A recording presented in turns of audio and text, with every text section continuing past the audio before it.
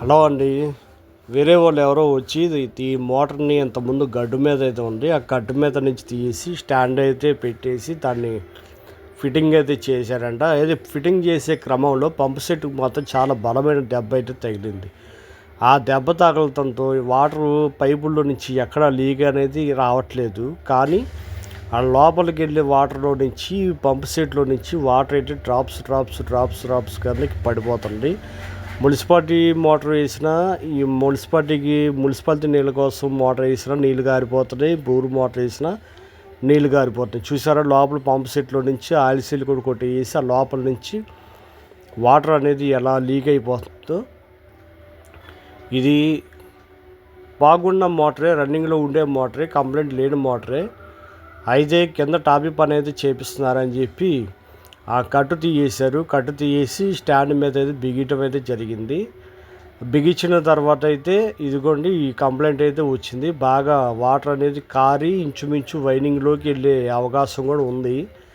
అయితే అది అలా కారుతూ ఉండకూడదు, అది వైనింగ్లోకి వెళ్ళిపోతే వైనింగ్ కూడా కాడిపోద్ది అని చెప్పి దాన్ని మొత్తం మోటార్ అయితే ఊడదీసి రిపేర్ చేయడానికి తీసుకురావడం అయితే జరిగిందనమాట.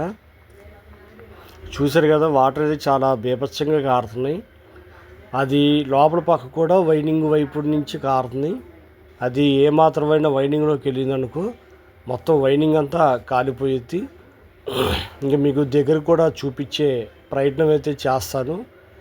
అదిగోండి లోపల నుంచి కూడా కారుతుంది, చూసారా. అలాగైతే కారకూడదు, కారితే అది మోటార్ వైండింగ్ కూడా మొత్తం కాలిపోయే అవకాశం అయితే ఉంటుంది. ఎక్కడ పైపుల్లో నుంచి వాటర్ అయితే కారట్లేదు, కానీ లోపల ఉన్న నీళ్ళు, లోపల ఉన్న స్టోరేజీ ఆ వాటరే కారుతుంది.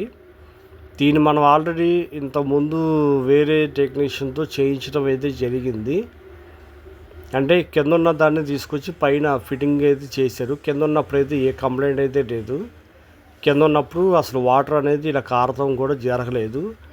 అయితే వీళ్ళు ఏంటంటే ఇలా పైన బిగించిన తర్వాత మోటార్ అయితే ఆన్ చేయలేదు. ఎందుకంటే బోర్ మోటార్ వేసిన తర్వాత అయితే ఇలా నీళ్ళు కారుతున్నాయి కదా, ఇక మనం ఓడ తీసిన తర్వాత చూస్తే మొత్తం వైనింగ్ అంతా చాలా చక్కగానే బాగుంది. ఇక మొత్తం దాన్ని ఓడదీయటం జరిగిందనమాట. ఓడదీసిన తర్వాత లోపల చూస్తే పంపు సెట్లో కంప్లైంట్ అనేది కనపడింది, అది ఇరిగిపోయింది. దానివల్ల అది వాటర్ కారతం అనేది జరుగుతుందని తెలిసింది. ఇక దాన్ని పంపు సెట్ మొత్తం ఊరతీయేసి ఆ లోపల ఆయిల్ సీల్ అని, బేరింగ్ అని, ఆ ప్లేట్లు బౌండరీలో బేస్ పట్టేయటం కానీ, ఇవన్నీ ఆ బేస్లు ఇవన్నీ మొత్తం మనం చేయటం అయితే జరిగిందనమాట. బేరింగ్లు మార్చి లోపల కంప్లైంట్లు ఏమన్నాయో అవి మొత్తం కంప్లీట్గా చేసి కొత్త బేరింగ్లు వేసేసి దాన్ని చక్కగా నీట్గా ఇప్పుడు కొత్త మోటార్ లాగా సెట్ చేయడం అయితే జరిగిందనమాట. చూస్తున్నారు కదా, అన్ని కంపెనీ బేరింగ్లు వేసి దాన్ని కరెక్ట్గా మనం సెట్ చేస్తూ ఉంటాం. ఇక దీన్ని మనం రెడీ చేసి దాన్ని ఫిట్టింగ్ అయితే చేసిన తర్వాత మనం అక్కడికి తీసుకెళ్ళి బిగించాలి. కొత్తవి కంపెనీ బేరింగ్లు అయితే వేసామన్నమాట. ఇది లోపల ఉన్న పంపు సెట్లో ఉండే బేరింగ్, ఇది చాలా పెద్ద బేరింగ్. ఇది పంపు సెట్లోనే ఉంటుంది. అది పంపు సెట్ మొత్తం ఊరదీస్తే కానీ ఈ బేరింగ్ బయటికి రాదు.